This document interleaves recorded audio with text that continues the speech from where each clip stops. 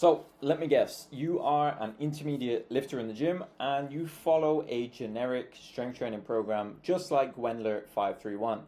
You probably squat somewhere around 3 plates, you're probably benching around 2 plates, and your deadlift's probably close to 4 plates or maybe a little bit below.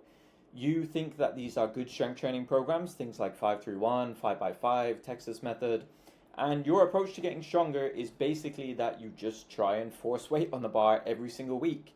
You keep adding weight until you no longer can, until you're failing reps. Then you step back, you reset your training max, and you basically continue all over and over again like that. In this video, I'm going to tell you specifically why 531 is a terrible program if you want to get strong. I will give you my review, and then I'll tell you what to do instead so that you can actually get strong and stop wasting a bunch of time in the gym.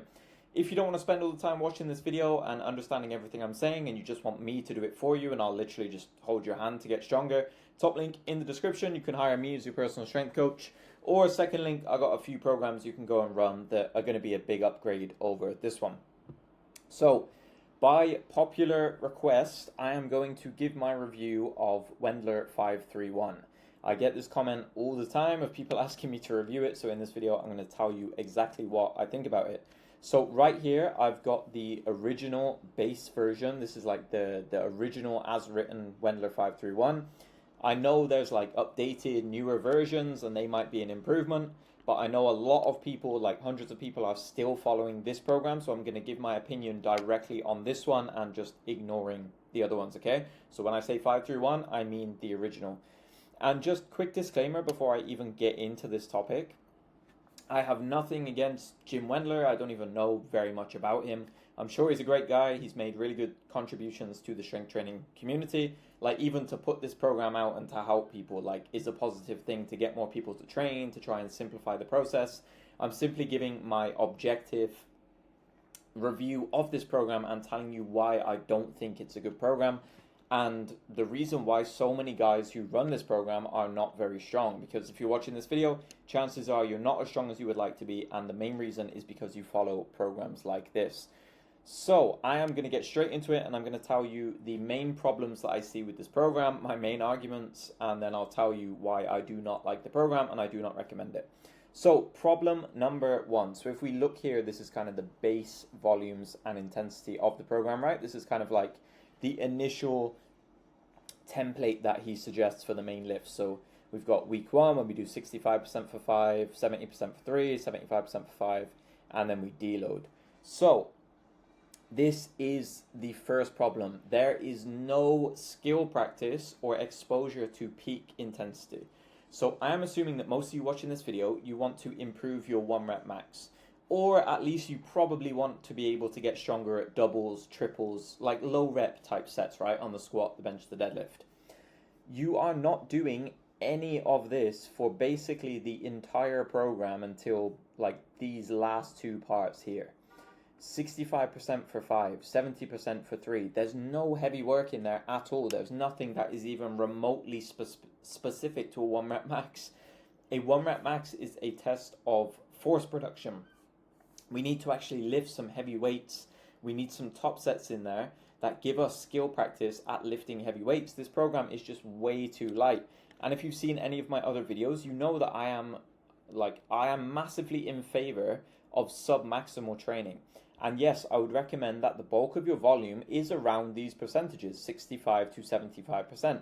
But this program is missing the top set element. You need a heavy set in there. Not only is it good skill practice for 1 rep max, it's very specific. It benchmarks performance for the day. It tells you your performance potential for each day. There's just no element of actual like true strength training in the bulk of this program. This program would be similar to like you want to get as fast at sprinting as possible and you train walking to do it. Like that's what this program is basically doing, because these percentages here are just way too light. And somewhere in this text, I'm not going to scroll through the whole thing to find it, but somewhere in here, he actually says that you should even, here you go, you should start too light. I don't know exactly where the text is, but he says something about starting light and even the training max that you set, he suggests even going 10 or 15% below your true max. So that means that most of the percentages you're working with, most weeks of the training program, are going to be even lighter than the ones recommended here. So you're probably going to be doing sets at like 55%, 60%. So even lighter, it's even less specific. So there is just no skill practice, no peak intensity at all. You could instantly improve this program by just here. So 65% for 5 reps, you could just add in a top single. So you could do a single, an RPE 7, for example, then do this. Then the next week you could do a single RPE 8 and then do this. Then you could do a single RPE 9 and then do this. That would be an easy way to improve the program, and then you've actually got at least some exposure to heavy stuff. Because if you want to improve your 1 rep max, strength is very specific, so you need to train in a way that reflects that. So like I said, the bulk of the work is way too light and way too non-specific. So like I said, strength is very specific to a given rep range, to a given intensity, movement velocity, contraction type. And this program just does not reflect getting stronger at 1 rep maxes. Now, the main problem number 2, and this is another huge one, is that there is nowhere near enough frequency on the squat, the bench, and the deadlift. So let me find the actual structure here of like a training week. But essentially, yeah, we're doing the overhead press once, we're doing the deadlift once, the bench once, the squat once. I know you've got options for accessories, and I'll go over why I don't like those in a second. But just generally, we're training each of the main lifts once, maybe twice a week, depending on the accessory kind of model that you choose. It's nowhere near enough. The reason that most of you, probably, I'm guessing that most of you go in the gym and your main lifts don't feel very sharp. They don't feel very snappy. Probably 1 week they feel quite good. The next week they feel terrible. Like the bar on your back feels really heavy on the squat. The bench press feels really heavy in your hands. And it's because you just don't train the main lifts often enough. These lifts are skill-based. Like the squat, the bench press, and the deadlift, they require skill. If you look at the best lifters in the world, they are incredibly proficient at the squat, the bench, the deadlift. Even when they do really heavy sets, it looks effortless. There is a difference between being average or a little bit good at the lifts and being really proficient. And if you want to get really strong, you need to get very proficient at them. Not to mention that in order to get stronger at these lifts, you need to accumulate a lot of stimulus over a given time frame. So as you become more intermediate, more advanced of a lifter, you need to do more and more stimulus on the main lifts in order to get stronger at them. You cannot do that in only 1 or maybe 2 exposures. You need more opportunities to practice the lift. So I use the bench press as an example.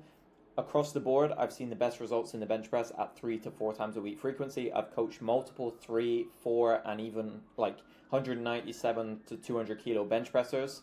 Multiple. I've benched 160 kilos myself, and it always happens at 3 to 4 times a week frequency, because let's say over a training week you need to accumulate 100 points of bench pressing or 100 stimulus of benching. How likely is it you think you're going to be able to accumulate that in only 1 or 2 bench days?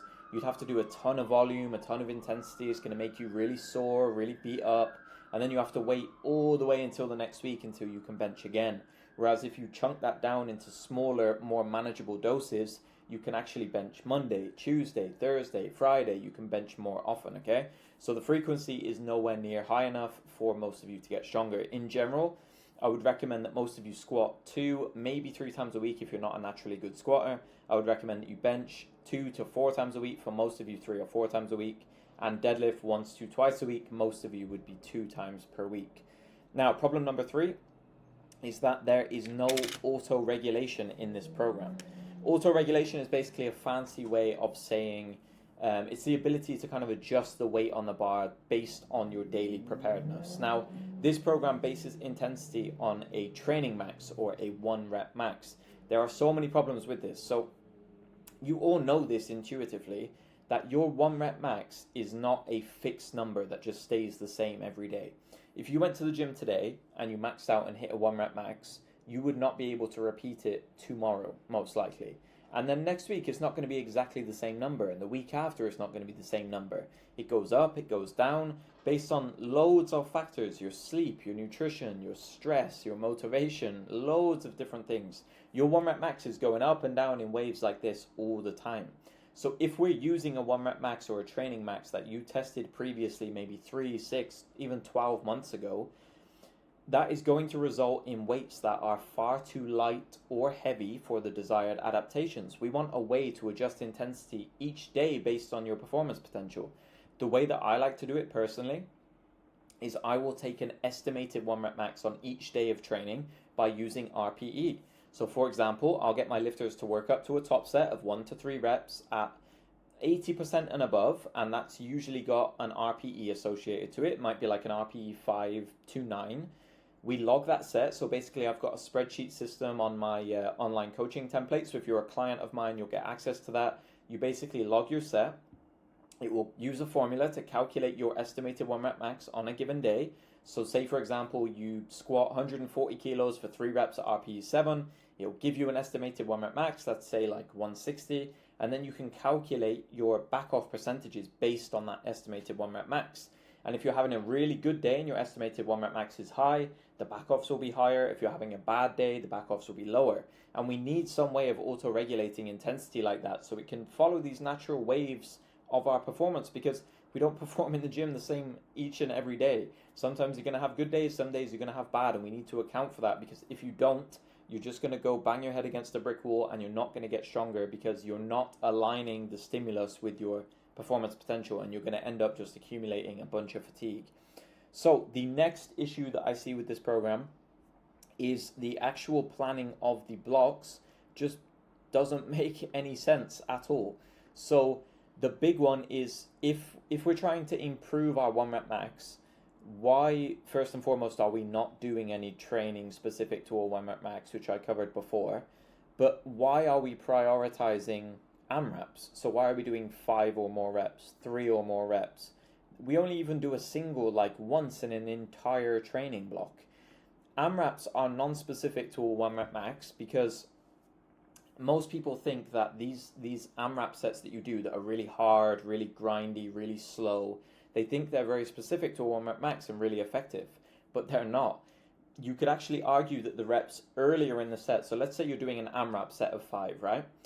I would argue that the first rep of that set is more specific to a 1 rep max, not the last set, because a 1 rep max is a test of force production. Force is mass times acceleration, force equals ma, so people forget that acceleration component. So as the reps slow down, you're actually producing less force.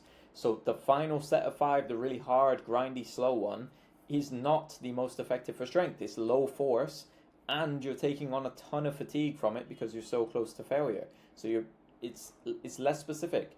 I would just take out this AMRAP. I wouldn't even do it. And instead, I would just put a top set before all of these volume sets. So maybe in the first week, we might do a top triple. In the second week, maybe a top double. And then in the third week, maybe we do a top single followed by the volume work. That way, you've got some element of skill practice in there for the entire block of training, rather than just some like random AMRAP max out type set that isn't really doing a whole lot apart from just digging you a really deep fatigue hole that you've then got to deload every 4th week to take care of. And that brings me on to the next point, like why are we deloading every 4th week of training? And I've ran this program many times myself in my earlier years when I was in university. And I always felt, and you probably feel this way too, that as soon as I got any momentum going, I'm in week 3, I'm feeling good, I'm picking up the pace, it's time to deload. I'm killing my momentum. I usually just ended up taking the week off because I'm like, I don't want to go in there and do this 40%, 50%. Even when I did those deload sessions, the weight felt like a ton of bricks on my back. One, because just psychologically I wasn't amped up to go train on a deload. And physiologically, I just did this stupidly hard week of AMRAPs and stuff like that fatigued me a bunch. So I go into the deload with a bunch of joint pain. And if you actually follow this approach and you're deloading every 4th week, you're wasting so much of the training year. I don't know exactly how many weeks it would equate to, but you're wasting so much of the year deloading. I would just scrap the deloads, just get on a better program and never have to deload because you manage your fatigue better. The final point The final kind of reason why I don't like this program, and this is a big one, that the accessories are terrible. And this is a common theme of a lot of intermediate strength programs, especially more of the old school ones. So let's see if I can find, so obviously this is the list of the accessories he recommends, which there's no problem with. These are all good, like basic exercises. And I will say that I really like one of his points here where he said you should train more like a bodybuilder. I really like this. He's definitely correct on this. It's just the way the bodybuilding is programmed is, again, it's so non-specific. So to put it in perspective, I think that accessories are a huge part of a good strength training program. We know that in order to get stronger long term, we need to get bigger. Like, there are a few factors that are responsible for long-term strength gains, things like genetics, anthropometry, so like the length of your limbs and stuff like that, neuromuscular adaptations of the nervous system and things like this.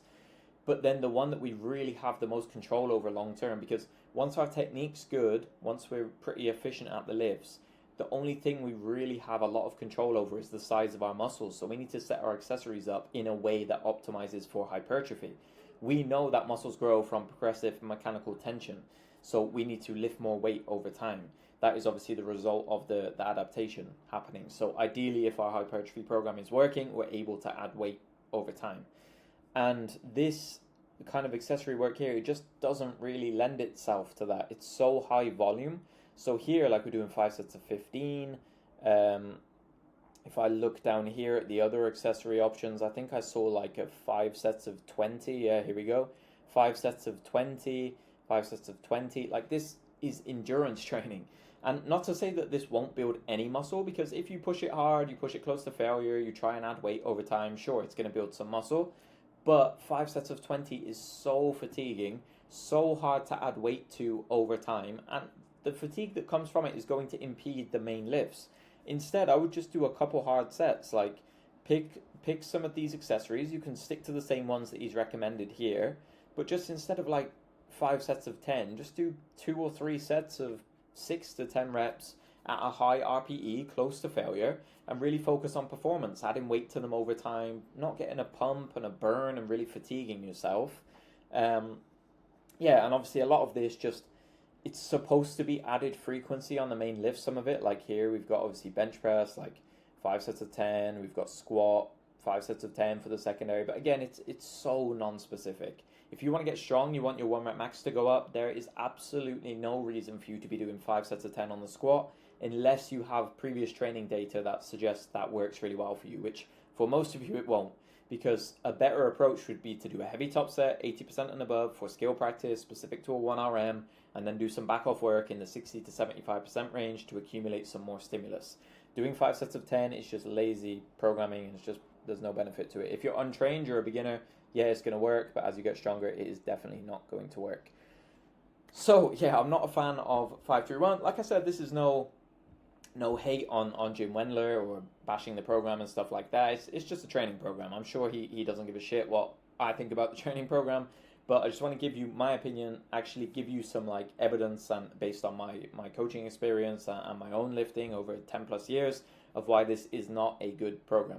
Bunch of guys are following this. I get questions every single day on this program, people asking me all the time why I don't like it, why I don't recommend it. These are the reasons why, and there is a reason why the hundreds or the thousands of guys who follow these kind of programs are not very strong.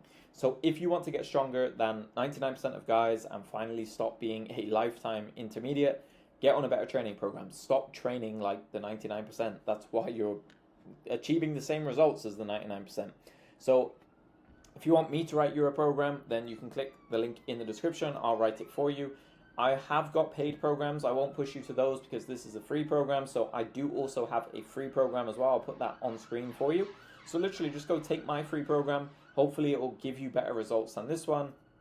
And then you can come back and maybe run one of my paid ones or something like that. It's completely your choice. Thank you so much for watching this video. If you have any questions on this review, you want me to expand on anything, you want me to kind of suggest ways to improve the program maybe, or recommend better programs, then feel free to leave a comment down below. Subscribe for future strength training uploads. And until next time, I'll catch you in the next video.